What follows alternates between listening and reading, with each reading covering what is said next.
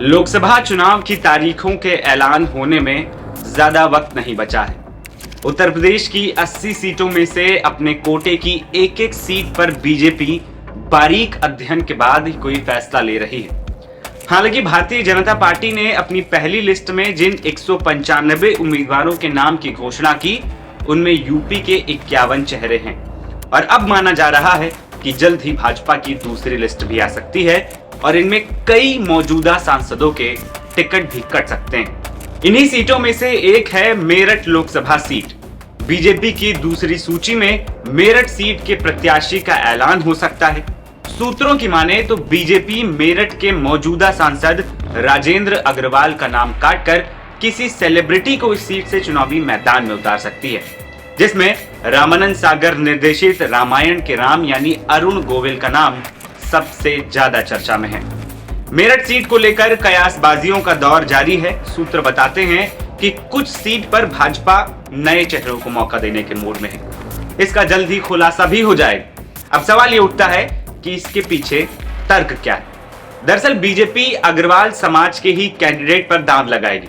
इसके लिए Ramayan fame Arun Govil BJP की पहली पसंद हो सकते हैं, क्योंकि राम का किरदार भारतीय जनमानस के दिलों में खास जगह बनाए हुए है। इसीलिए अरुण गोविल को टिकट दिया जा सकता है। इसके लिए मेरठ के सियासी समीकरण को समझना भी बेहद जरूरी है। उत्तर प्रदेश की 80 लोकसभा सीटों में से मेरठ हापुड़ सीट चुनाव के नजरिए से काफी अहम मानी जाती रही। इस सीट को जीतने में मुस्लिम वोटर्स की बड़ी भूमिका रहती है, क्योंकि यहाँ मुसलमानों की बहुत बड़ी आबादी है। इसके अलावा दलितों की भी यहाँ पर बड़ी आबादी निवास करती है। 2019 के आंकड़ों के अनुसार मेरठ में मुसलमानों की लगभग 5,64,000 आबादी रहती है। दूसरे नंबर पर दलित आते हैं। यहाँ जाटव समुदाय के 3,14,788 लोग रहते हैं। इसके अलावा 58,700 वाल्मीकि समाज के लोग रहते हैं।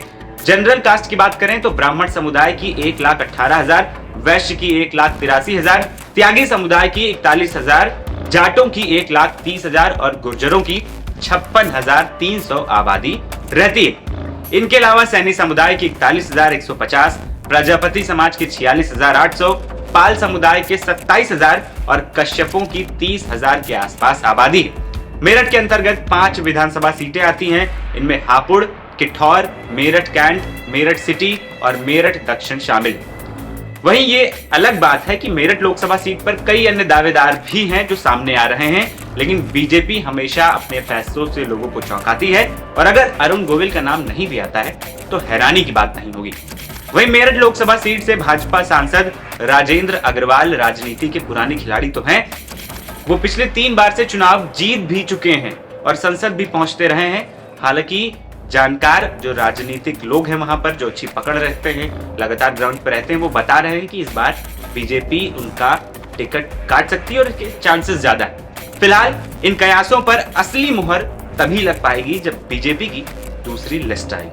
मेरा नाम है आदर्श और आप देख रहे थे एनबीटी ऑनलाइन। नमस्कार।